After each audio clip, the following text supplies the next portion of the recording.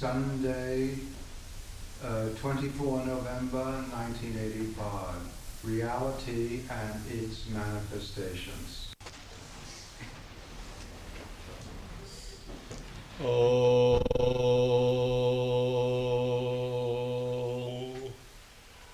Vitoritam avotirnam jnana bhakti prashanti pranaya galita chittam jiva dukkha sahishnam Siddha samadhing chinmayam kamalangam Vimala paramahangsam Ramakrishnan bhajamam Om Shanti Shanti Shanti Hari Om Tat Sat. In the hymn on Sri Ramakrishna, composed by Swami Virajananda, it is said that Sri Ramakrishna assumed this form in order to shower blessings and graces to the suffering humanity for their enlightenment, peace, and enduring happiness. May we all be able to look upon the divine incarnations in different ages, in different culture, as our real friend in the development of spiritual life. Let us meditate on the glorious character of these great incarnations who are worshipped down the ages in all countries under all circumstances. Please, sorry.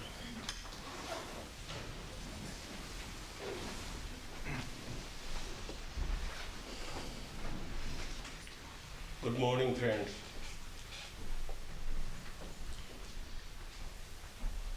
Our topic is infinite God and finite God. God is not two types. God is one. One God is experienced at one stage of life as infinite, and same God in another stage of life finite. God are not two.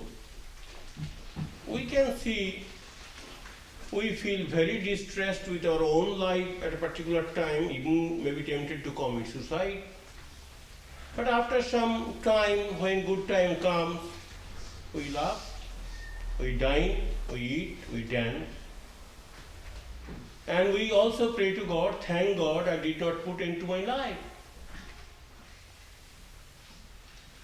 So human mind at a particular stage experiences that same transcendental God as infinite. And at another stage of his evolution, accepts it as finite God. Let us read from Swami Virajananda, who was born to enlighten us. As Ramakrishna says, he is the guide and prophet of the modern age. If we want to really understand something about secular life, about spiritual life, about human life as such, we have to look upon Vivekananda and his words as the great source of illumination and enlightenment. He is not an Indian. He was not just a monk. He was not an just illumined soul. He was a great prophet. And he had the immense capacity to understand the human suffering, and he tried hard to help people to understand the divine dimension of human life, which alone can help us to get rid of this trouble. So he is not confined within the geographical limits of a particular country. He was not a Hindu. He was illumined soul, and illumined soul is a citizen of the universe.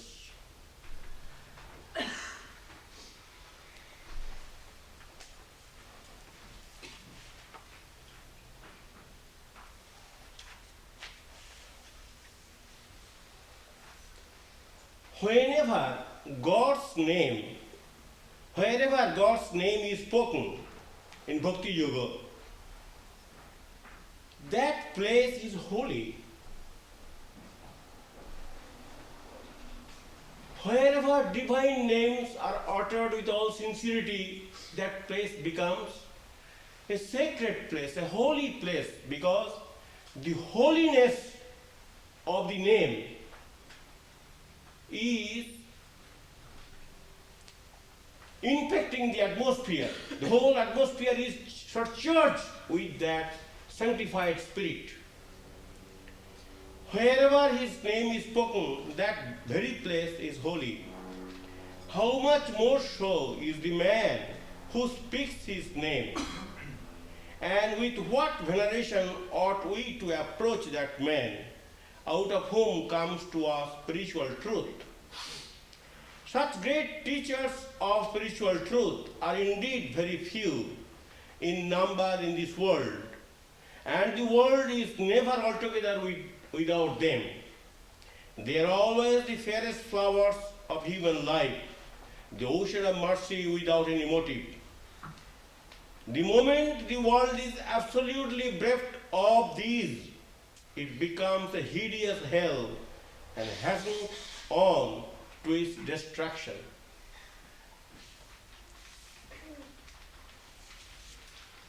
Higher and nobler than all ordinary ones are another set of teachers, the avatars of Ishvara in the world. They can transmit spirituality with a touch, even with mere wish. The lowest and the most degraded characters become in 1 second saints at their command. They are the teachers of all teachers, the highest manifestation of God through man. We cannot see God except through them. We cannot help worshipping them, and indeed they are the only ones whom we are bound to worship. No man can really see God except through these human manifestations. If we try to see God otherwise, we make for ourselves a hideous caricature of Him and believe the caricature to be no worse than the original. Whenever we try to think of God as He is in His absolute perfection, we invariably meet with the most miserable failure, because as long as we are men, we cannot conceive Him as anything higher than man. The time will come when we shall transcend our human nature and know Him as He is. But as long as we are men, we must worship Him in man and as man. Talk as you may, try as you may, you cannot think of God except as a man. You may deliver great intellectual discourses on God and on all things under the sun, and become great rationalists and prove to your satisfaction that all these accounts of the avatars of God as man are nonsense. But let us come for a moment to practical common sense. What is there behind this kind of remarkable intellect? Zero. Nothing. Simply so much forth.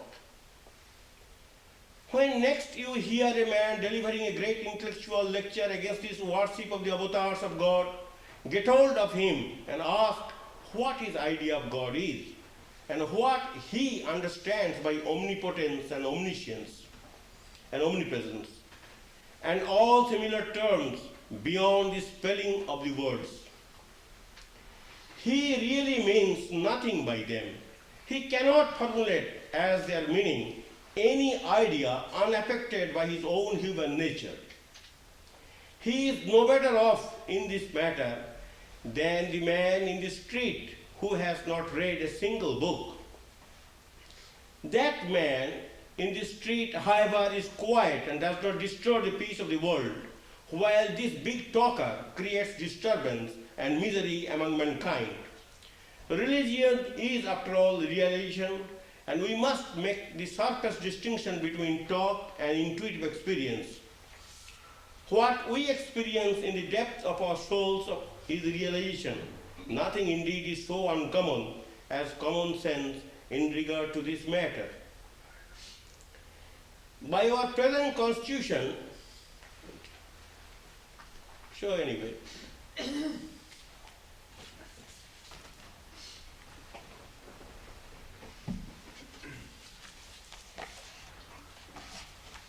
I'm reading from Gospel.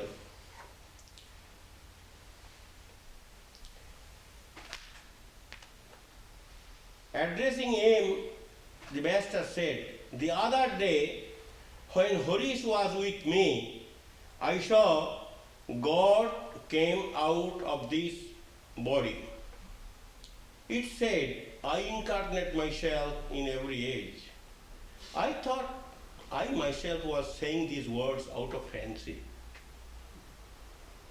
I kept quiet and watched.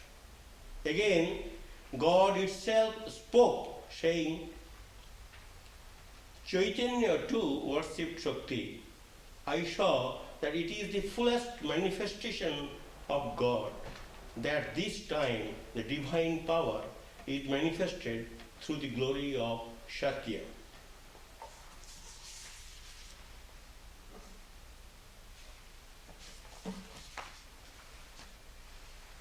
Even such a common person like him, he was a spiritual person, no doubt, but he was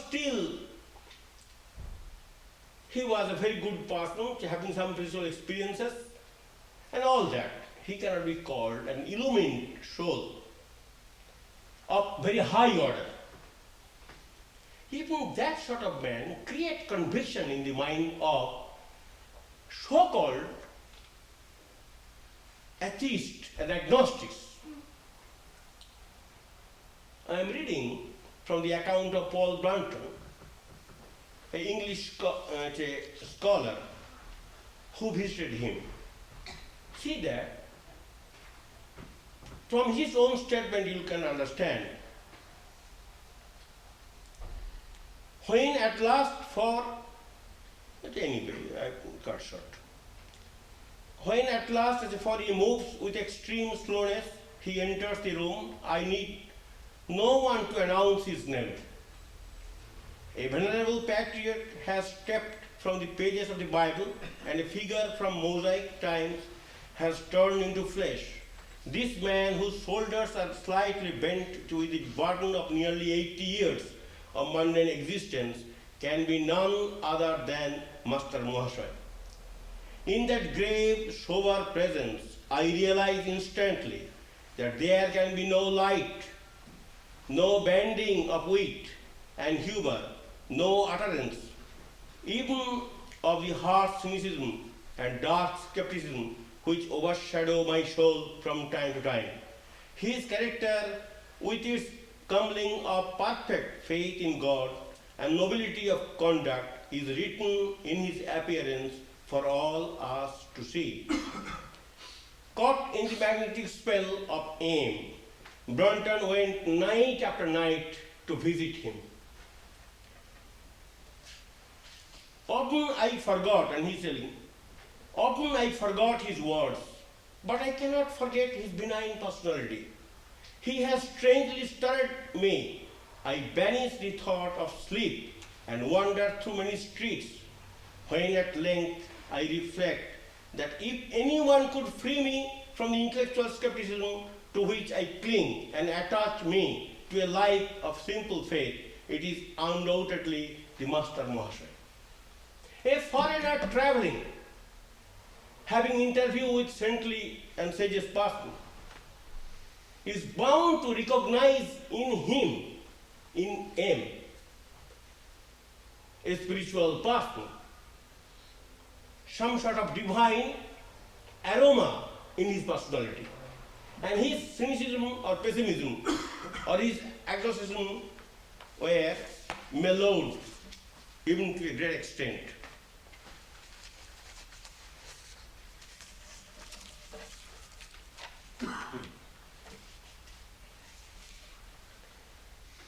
So we can think of infinite as vast ocean or a great desert or green valley or a vast sky, but still we are thinking of some material objects. Without the help of material objects, we cannot have any idea of the infinite. So through matter and ritual, we are trying to transcend matter and ritual and reach the abode of God, which is called transcendental reality. Infinite can never be understood or experienced without the support of matter. So matter is essential to help us to transcend the limitations of the matters. So we are all born idolaters in one sense, because we are all trying to worship matter, not matter as such. In and through matter we are worshipping the idealism or the abstract truth. The abstract of truth is made concrete. Absolute becomes relative because of our devotion to that great idealism which is symbolized by that holy person. The holy person stands for infinite truth. Holy person is the meeting ground of heaven and earth, finite and infinite. He has eschewed all human weaknesses. He is a perfect soul, but still he appears as a human being. He talks like a human being. He sleeps like a human being. He has got human weaknesses, human distresses, but that is only common thing. But he is far beyond our comprehension. In the spiritual level, he lives. We live in ordinary level. We see that person which is before me, sometimes weeping and sometimes talking. But his spiritual eminence is too high to be comprehended by common people. There is a story that a great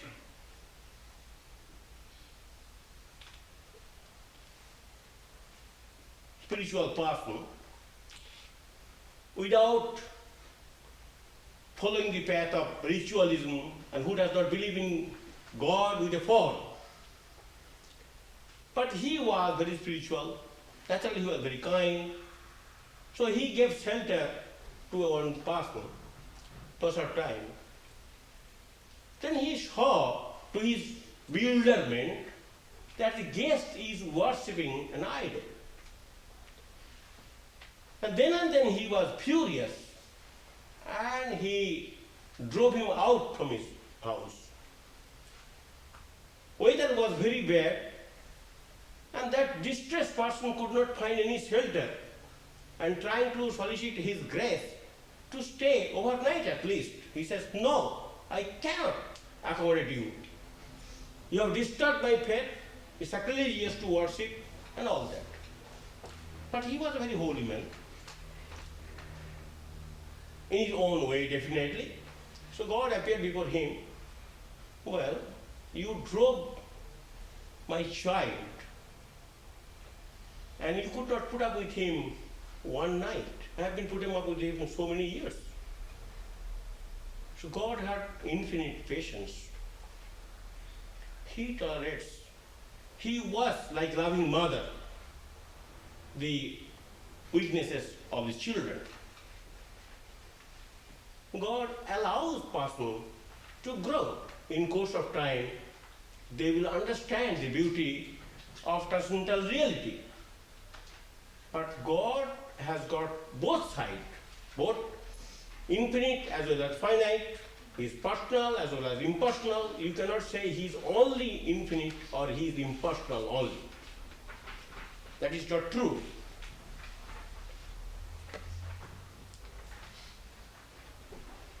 So, ideal of personal God in all religions, Buddhists and Jainists too, because they also worship their founders with great veneration. So this idea of devotion and worship to some higher being can be found out in all great traditions, and from that we can conclude that it is universal aspirations of human life to worship such illumined souls, because they cannot but worship them.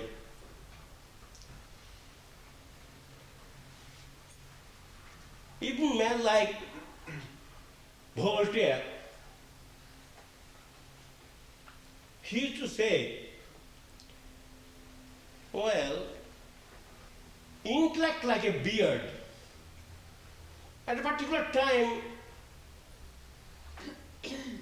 males get beard, but never females. And females, naturally, they won't get beard, so they don't get any intellect also. He wants to say like that. That is his view. He was a great agnostic.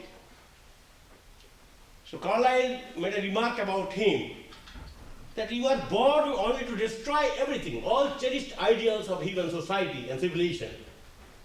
Have you got no hammer to construct something? You only pull down, tear down, destroy.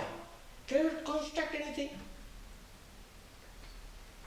But he was in great trouble one time.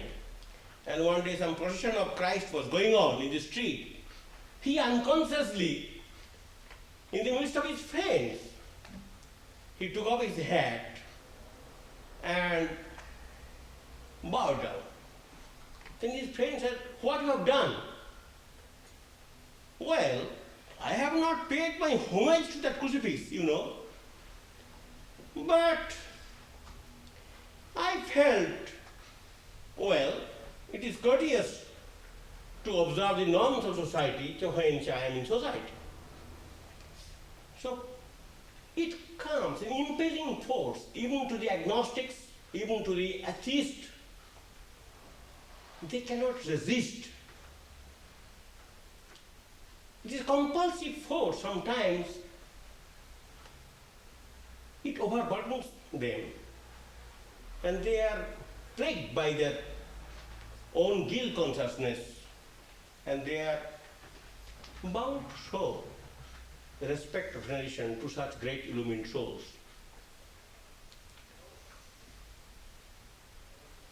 Now these worships which have been formulated, because human being develops certain art of worshipping such finite God. There you'll find some food, flower, incense, candles, light, music.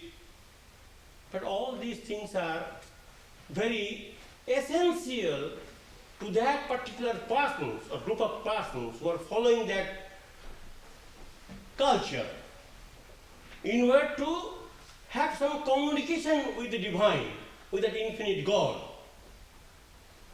So this Swami Vivekananda says that all these comes under the head of rituals. Swamiji says that they take off the impurities of the soul.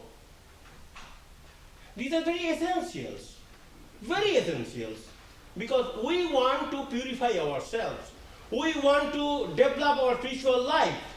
We want to have some communication or experience of the transcendental reality within our mind. How it is possible? So by following these rituals, this worship, this adoration, this veneration, this singing, this bell ringing, this candle lighting, we are only trying to make ourselves pure. Swamiji says that anything that appeals to the senses, anything that helps us to comprehend is useful. This universe is a symbol, and in and through which we are trying to comprehend the thing signified, which is beyond and behind. So Swamiji says, these forms and ceremonies, these prayers and pilgrimages, these books, bells and candles and priests are the preparations. They take off the impurities from the soul. They are very helpful. God is reached through devotion. If we have God's devotion, we have God with us. Not that God is somewhere in a sacred place or in a sacred temple. He is in the sacred heart, much more prominent in a sacred heart, wherever you may be. He is always with you. Because He loves that adoration, that purity, that sincerity, that guilelessness, that worshipful attitude. How He can neglect a genuine devotee and not to be associated with him or her? He cannot be confined only to a sacred place or in a holy temple. The holy temple or sacred place must be the abode of the holy people also. So Swamiji says, real love is not bargaining, real love knows no fear, and real love is the highest ideal. The wonderful truth, which is called God popularly. God means truth, universal truth, cosmic intelligence or cosmic laws, can be approached, can be experienced, can be comprehended in and through rituals, in and through matters. The material objects are also very helpful.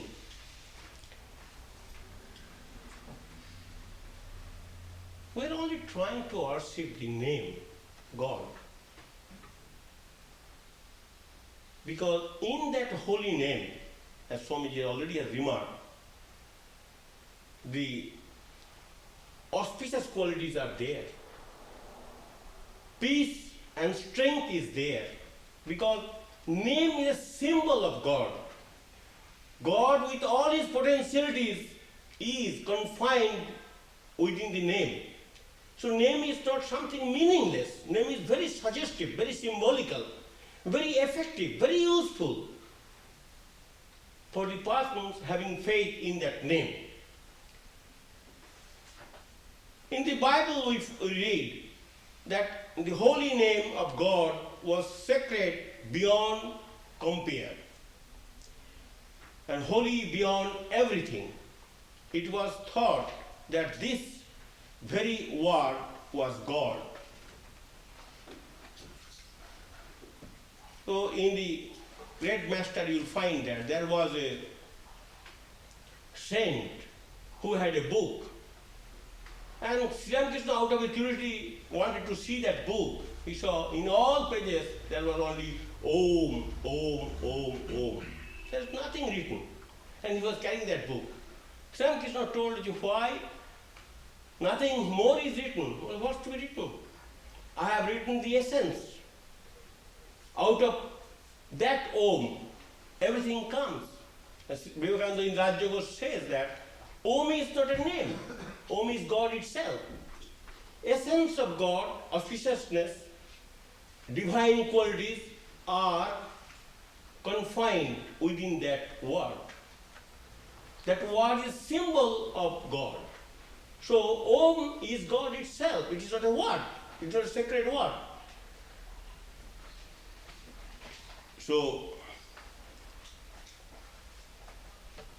God is omnipotent. God is omniscient. God is omnipresent. where is God? He has become everything. He is in everything. We all know that.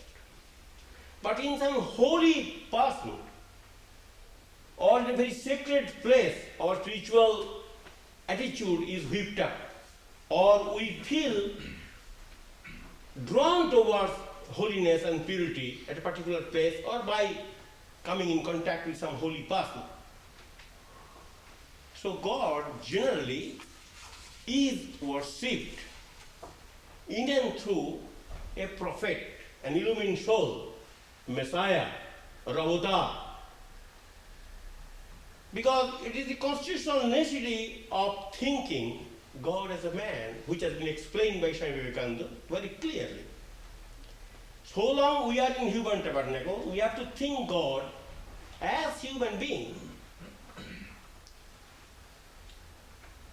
Sri Krishna writes in the Bhagavad Gita that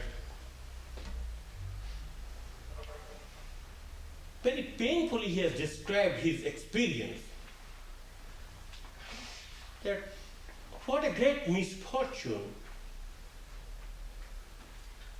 that same transcendental reality whom you call God, who is the essence of everything, out of which everything is coming, and who has become everything. When that essence assumes a human form, he is always mocked, always scoffed, always insulted, always mutilated, always murdered, always harmed. That's a tragedy down the edges.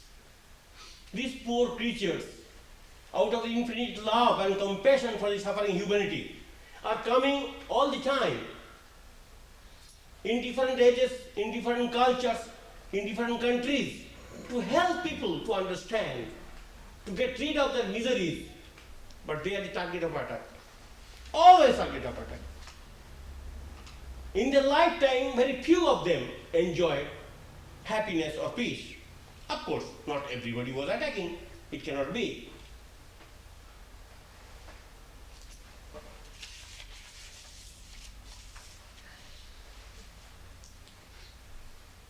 Now, who are these illumined souls? How to know that? Bhagavad Gita very clearly writes, unless that great God reveals through your intellect, through your pure heart, you can't understand. You can't understand your wife. Wife can't understand her husband. Unless that sort of love, that sort of sincerity and guilelessness is there.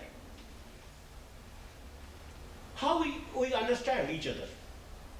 How? Because our egotism, our lower impulses are creating a bulwark, not allowing us to understand each other.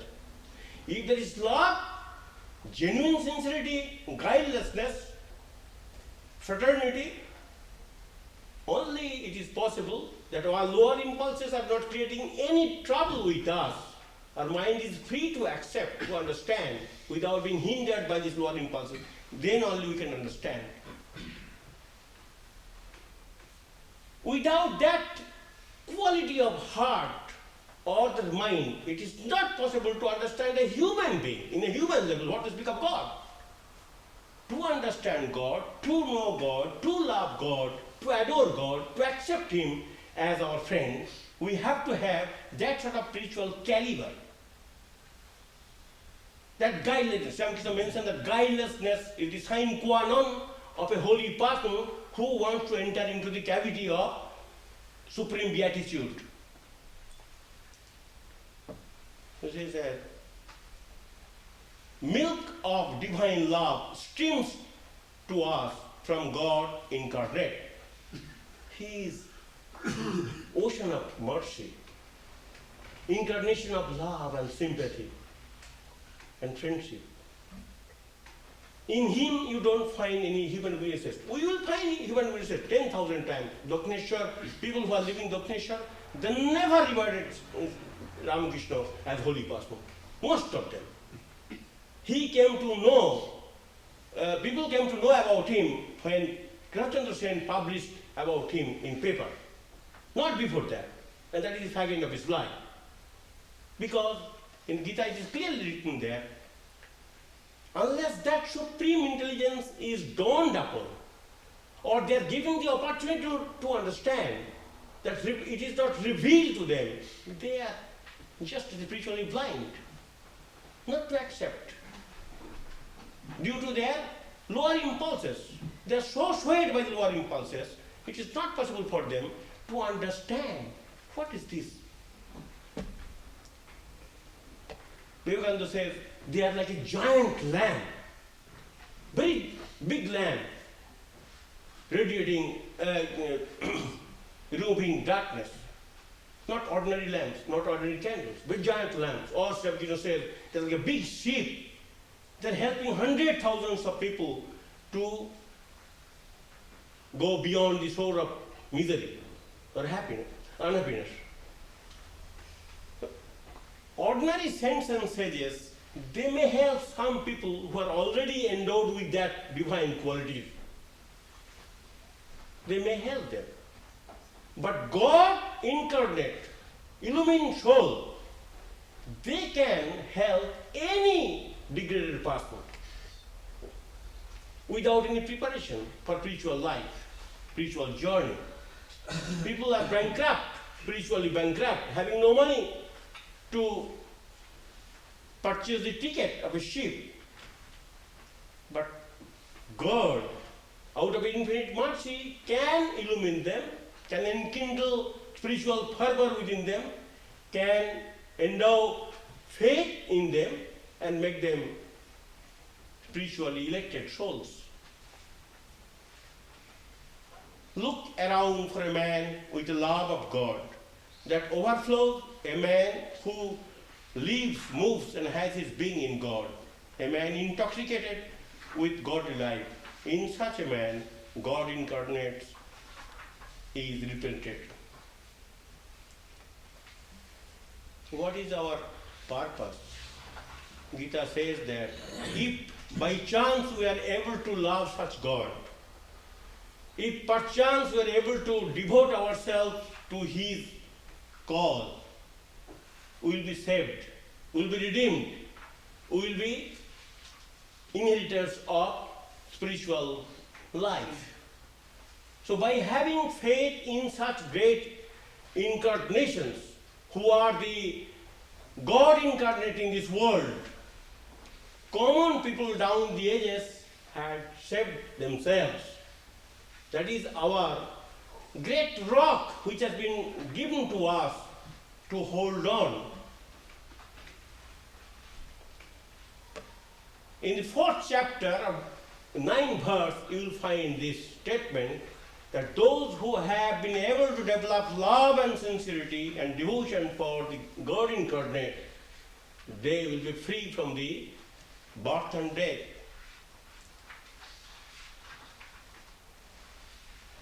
And Sri Ramakrishna writes the same thing to him.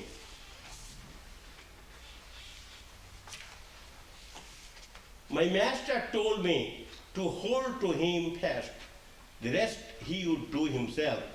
It was he who bestowed God realizations on me. He said that to recognize an avatar was the same as to realize God. He told me that he himself was avatar and it would be enough for me if I meditated on him only. Who I am and who you are, to know this much is enough. That is, I am God and you are my children, that's all. This will lead to success.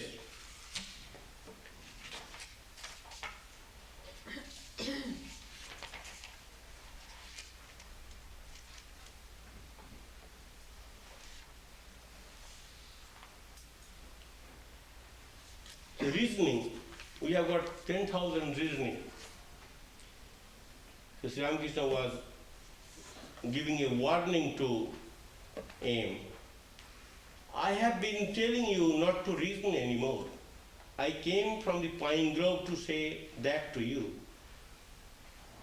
Through too much reasoning, your spiritual life will be injured. I used to roam at nights in the streets all alone and cry to Divine Mother. O mother, blight with thy thunderbolt my desire to reason.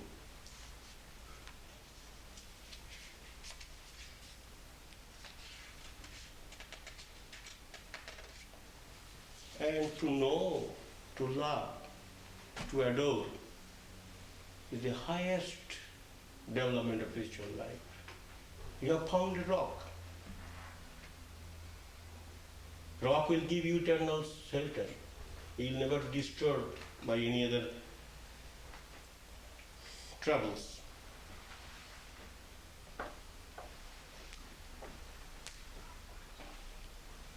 Now, how to approach that divine stage of life? By rendering service to God incarnate, by loving them, by worshipping them, by discussing about them. They are the shining light in this dark world. If they are allowed to depart, if they are not available, world will be torn to pieces. World is not held together by the government rules and regulation. World is held together by such divine knowledge given to some people who are trying to broadcast that spiritual life.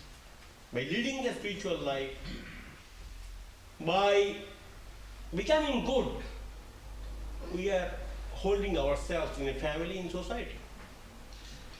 If that intellect is absent or eclipsed, if that goodness is allowed to depart from our heart, it is not possible. For the people devoid of goodness, I don't say spirituality, to have a good family, good neighbor, good society. It is not possible. What is that goodness? What is that goodness that keeps us binding, that used as a cement? What is cementing force? That love, that goodness. Where from love comes? Is love material something? It is the God's grace, which is available to the human life and which is experienced by us through communication, by loving. So singing the praise of God is one of the good culture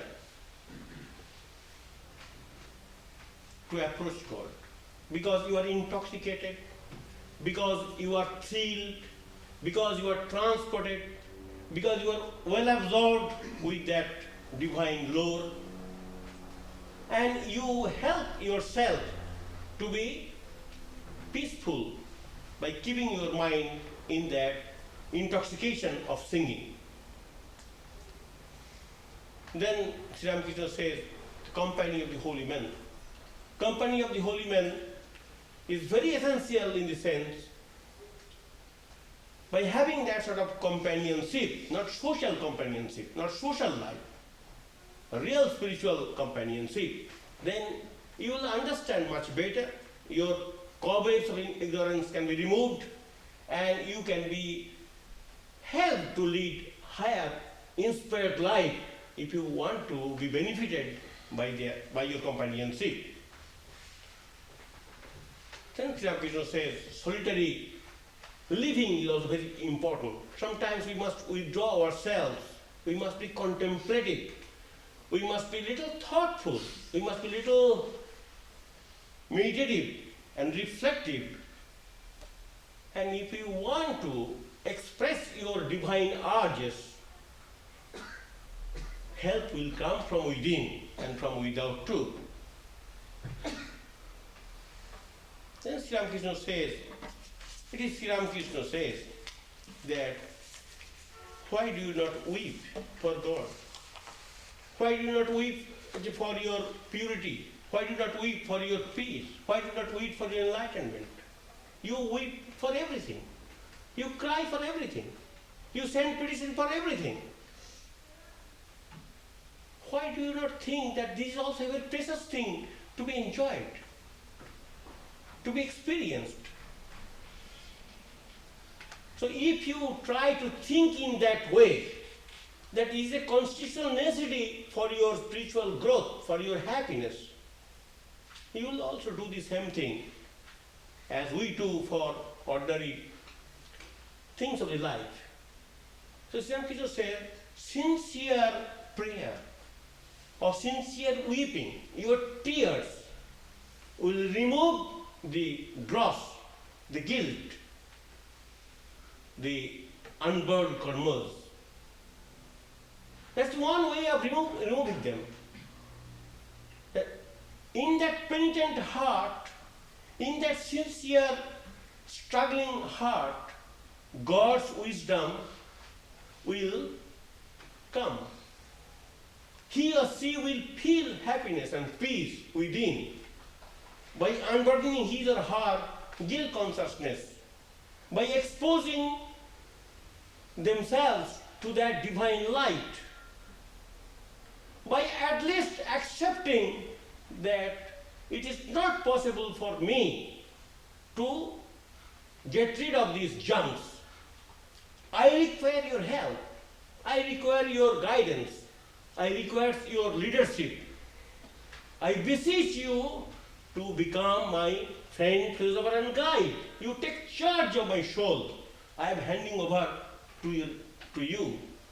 This sort of resignation, this sort of egolessness, non-egoistic attitude, this open invitation to God, and this repentance for earlier lapses and weaknesses will tremendously help us in going forward to the path of spirituality.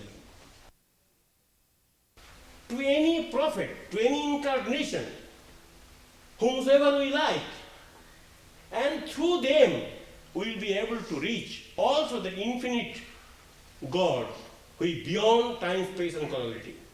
If you are so interested, God has got not two forms. God is one. He is infinite as well as finite, and He is beyond them also. It can be pinpointed, God is this. The moment you try to describe Him this way, then you are limiting Him. That is not possible anyway. Our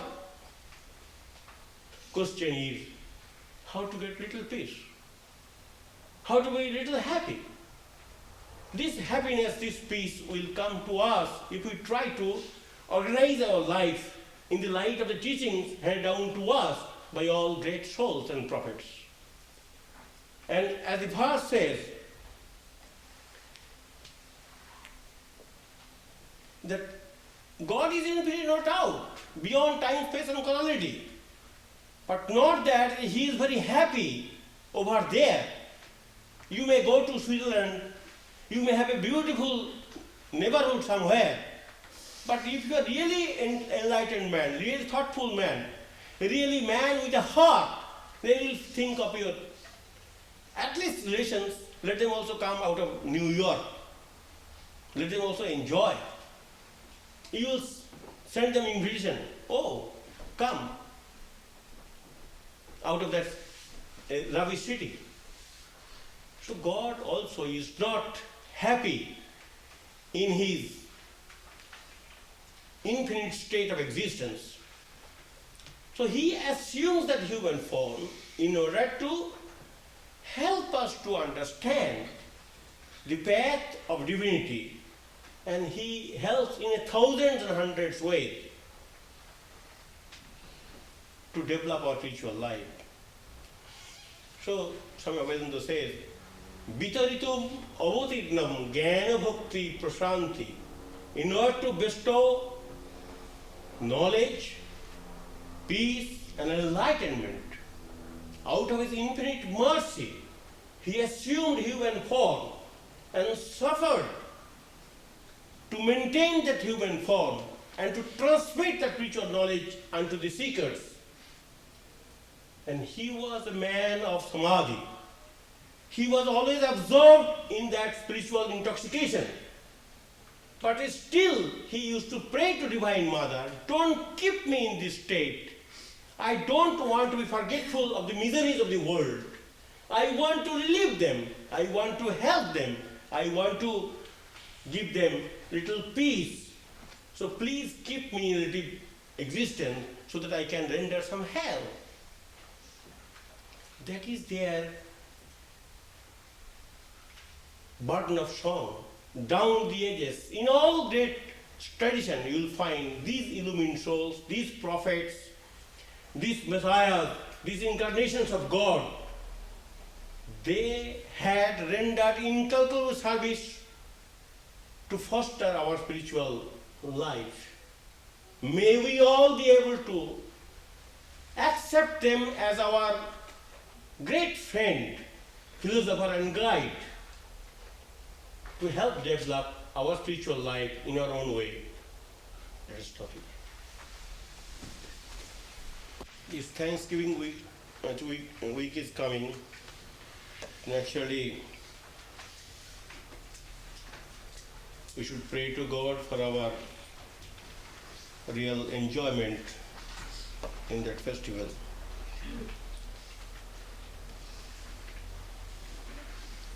Let us have prayer and meditation.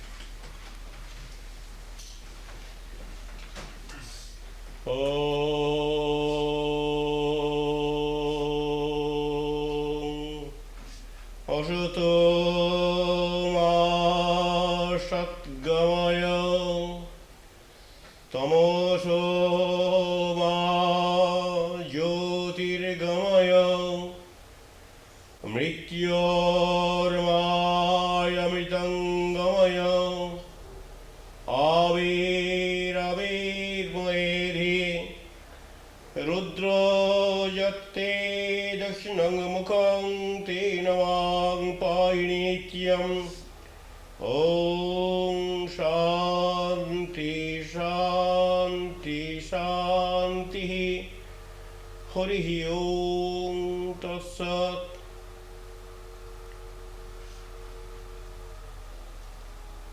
May He who is the Father in heaven of the Christians, Holy One of the Jews, Allah of the Mohammedans, Buddha of the Buddhists, Tao of the Chinese, Ahuramas of the Zoroastrians and Brahman of the Hindus, lead us from the unreal to the real, from darkness to light, from disease and death to immortality. May the all-loving being manifest Himself unto us.